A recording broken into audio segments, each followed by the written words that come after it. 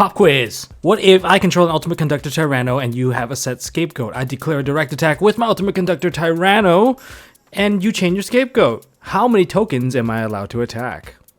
Hey guys, this is Tom Box. Thanks for tuning into MST.TV and to all the new Patreons out there. Thank you for your support. Now today's episode, we're going to be doing a ruling segment, and we got one big ruling to cover, which is more generic, and 3 more specific cases of rulings that seems like a lot of people are making mistakes on, and I guess you could win or lose the game, just like minor interactions, but hey, minor interactions completely change the game, especially at the higher levels. So anyways, if you guys are going to enjoy more ruling segments like this one, especially when time to time when important ones come up, I will talk about them. Smash the thumbs up button, subscribe, ding notification bell, got more duels coming up, and I've been testing out a lot of birds. There's so many birds coming up in the future, so yeah, there's rulings for those too, so I'm kind of got that all planned out already. But anyways, let's start off with the very first ruling. The big ruling, the big chats, is actually involved with the battle phase. Did you guys know that the most common chat that occurs in the battle phase is with monsters that can do multiple attacks? And by that, I mean, look at Ultimate Conductor Tyranno, and you can also look at Drytron, Meteorus, Draconids. Those are guys that can attack multiple times, and they are huge. Let me give you guys the scenario here. I'm controlling the Ultimate Conductor Tyranno, and Ultimate Conductor Tyranno can attack all monsters my opponent controls once each. My opponent has a set Scapegoat.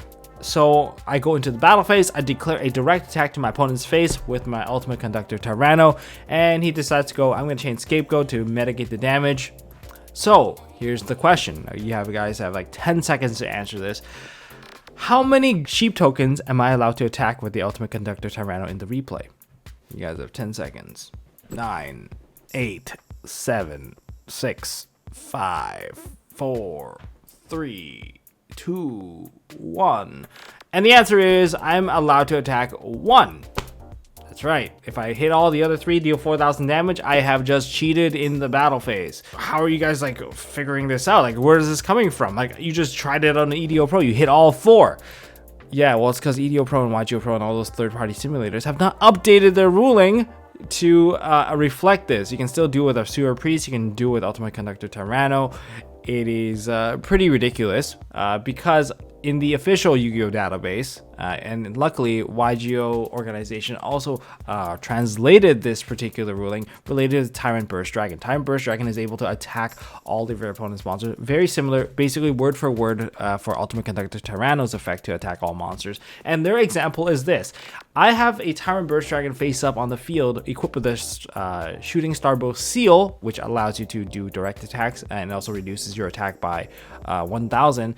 When Tyrant Burst Dragon attacks my opponents directly, my opponent activates Mystical Space Typhoon, and within that Mystical Space Typhoon destroys the Shooting Starbow Seal. A replay occurs because a direct attack can no longer be conducted, and if I attack a monster, am I allowed to continue my attack with all the other monsters with the effect of Tyrant Burst Dragon? And the answer is you cannot. You cannot actually do this because you declared a direct attack in this case, and even if you change the attack target to a monster, you will no longer be able to continue to attack all the other monsters. And this is 2015, 2017, according to the update in terms of the database. So I'm like, this is actually really recent, but if you do it in EDO Pro, yeah, you can definitely do it. You can just splice through everything. And I think people take a lot of the stuff in EDO Pro and apply in real life, and that's where this is actually becoming an issue. But the reason why I kind of dug up this ruling is because I was looking up Drytron, because Drytron, I play the big boss of Draconids, and Draconids can attack all special summon monster once each, and I've witnessed myself seeing people summon out the big boss. They go, oh, first attack, I'm going to attack the normal summon out monster, and then since the rest of your monsters are all special summon, I'm going to attack them all once each. That's not how it's applied. In other words, the precedent that we're trying to set here is that as long as a monster has attack something outside of its valid parameters within its effect, you can't really use that effect anymore. You've declared it an attack on something that's basically your regular attack, and you can't basically apply the effect anymore because you've already stepped out of its bounds. And in terms of the Q&A here, it states that as long as a monster was involved with an inappropriate attack at any point, even if it does not reach the damage step, it can no longer attack any further.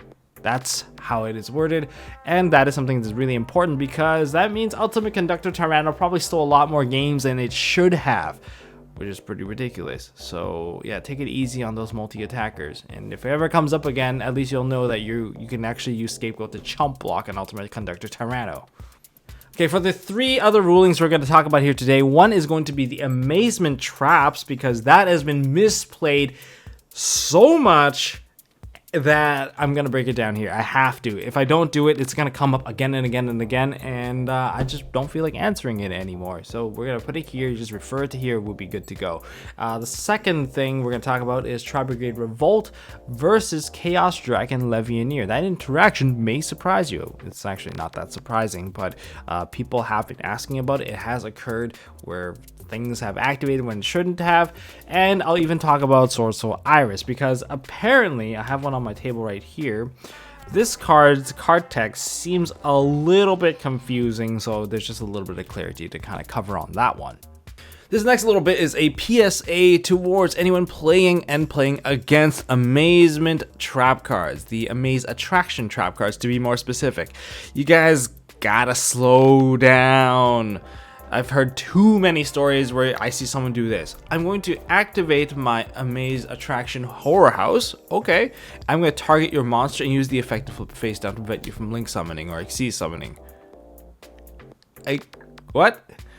So, let me tell you this.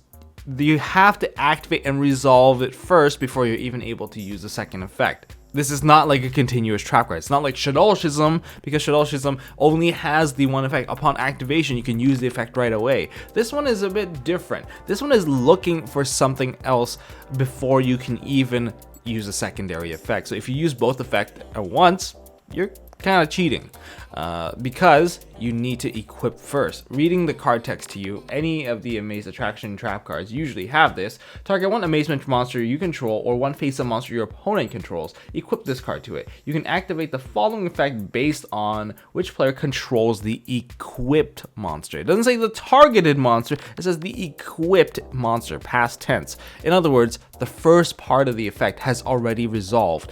Otherwise, if you activate it and target something, up until its resolution, there is no equip, and without the equip, you can't activate the card. And you know that you can't, on resolution, activate something mid-resolution, because that doesn't work. You have to wait for the whole chain to complete before you get there.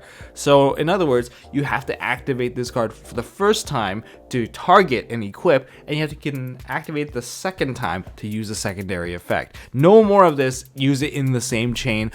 That's just complete BS, and if you have fell for it before, or you're using it like that, well, if you fell for it, well, I feel bad for you, but if you're using it like that, well, please stop. We'll just gotta put this one to bed. All right, you guys are crazy. All right, so no more of that. Let's move on to the next one. I know you guys want to get your hands on some MST merch, and you guys can finally do so at MSTmerch.com. You guys can check out the Alpha Blue sleeves, which are considered as the first Ed sleeves I've ever made. You can also pick up the 2021 tournament mat, which comes in 2 colors, modern and classic, and box dividers. As of making of this video, the box dividers are still sold out, and it's sold out for the 4th time already. I'm guessing people are using it for their other collections outside of Yu-Gi-Oh! So, thank you guys for that. If you guys want to know when this particular product restocks, well, just follow me on Twitter at TomBoxCreations, or you can also follow me on Twitch. Yes, I am back on Twitch, everybody, at MST.TV _ Tombox. Yeah, so let's finish this ruling video up. This next ruling is Chaos Dragon Levianeer versus Tri-Brigade Revolt / Shureg. So how does this one play out? I am the holder of the Chaos Dragon Levy. I banish Lights and Darks to summon out my monster, and I activate the effect to destroy 2 cards on the field. That's all I have to say. I don't say I destroy whatever on the field just yet, because that is Chainlink 1. Chainlink 2, my opponent activates Tri-Brigade Revolt, and just like Chaos Dragon Levy, I don't say how many cards I'm going to be summoning, because that's all part of the resolution. So Chainlink 1, Chainlink 2. The question is, does the Shureg get to activate after I pop it? So if I resolve this current Chainlink 2, Tri-Brigade Revolt, summon out 4 materials worth of monsters, say there's a kit and a Nerval in there, and then they proceed to link summon into a Tri-Brigade Shureg. Shureg at this current moment cannot activate because it's a trigger effect, spell speed 1, that needs to occur in the next chain. And then I use my Chaos Dragon Levianeer's effect, and I'm going to pop 2 cards. I pop the Revolt and the Tri-Brigade Shureg. Alright? So what happens in the next chain link? We all know that Nerval and Kit that was summoned out will be able to activate, but what about the Shurig? Does the Shurig get to activate and banish my Chaos Dragon Levy? And the answer is no, no one does not. Not as if the April 2020 revision. Remember, monsters that have, or any card effect that has triggered must remain in its trigger location to successfully activate. In other words, since it was summoned onto the field and then it was removed before the chain even ended, it will not be able to activate its effect. And that's why the Shurig will not be able to activate to banish my card. And to close this one off, we're going to talk about Swordsoul Iris, because some people are kind of confused about their card text, whether or not you can use multiple bullet points in one effect because of how it is worded. If your opponent special summons out a monster, except during the damage step, you can activate one of these effects based off of where it was summoned from. And bullet point 1, 2, and 3 is hand, deck, and extra deck. And then one is special summon one card from your hand, or you get to draw 2 cards, or you get to destroy one monster that was special summoned out from the extra deck. That part does not target, and it will just basically choose upon resolution. And you can use each effect of Swordsoul Iris once per turn. It's because of that last line, they're like, oh, I can use each of these effects since it says you can activate one of these effects based off of where it was summoned from. The answer is no, you can't, because when you activate effect, the trigger for this entire effect is your opponent special summoning out a monster. And then the semicolon occurs when you choose the effect. That is considered as the entire one effect. You can use each effect once per turn. Great, because the effect must have an activation to begin with, and since the activation was already used for that trigger activation was already used, you can't really just, oh, I'm just going to chain it again and again, because you can't use one trigger to resolve multiple effects in that case. So yeah, this Swordsoul Iris, yeah, you can summon her out from your hand once per turn, and you can use one of her effects once per turn. All right, does that clear it up for you guys? Hopefully it does. That's all I got for this video, guys. If you guys enjoyed this video, smash that thumbs up button. Really appreciate you guys for staying tuned, keeping up to date with your rulings, so you guys don't get screwed over, especially with with that first one there, the attacking one. That one's huge. I don't know how many people have lost to Ultimate Conductor Tyranno like that, which is a bit unfair, because the simulator is definitely not doing you any justice or doing you any favors, giving dinosaur players just like the ultimate rampage and making people too scared to actually chain to summon something after it's declared a direct attack. That is yeah, that's a bit unfortunate. And then the other thing, yeah, make sure you guys don't get screwed over by Amazement. And that's all I got for this video. Stay tuned, because next up, we're going to go into a discussion about birds. There's so many birds in the future. And I'm going to explain different ways to play each one. I think 2 of them have a high level of meta potency, and I'll explain to you guys strengths, weaknesses, and all that stuff. So make sure you guys subscribe. And I'll see you guys on stream or in the next one.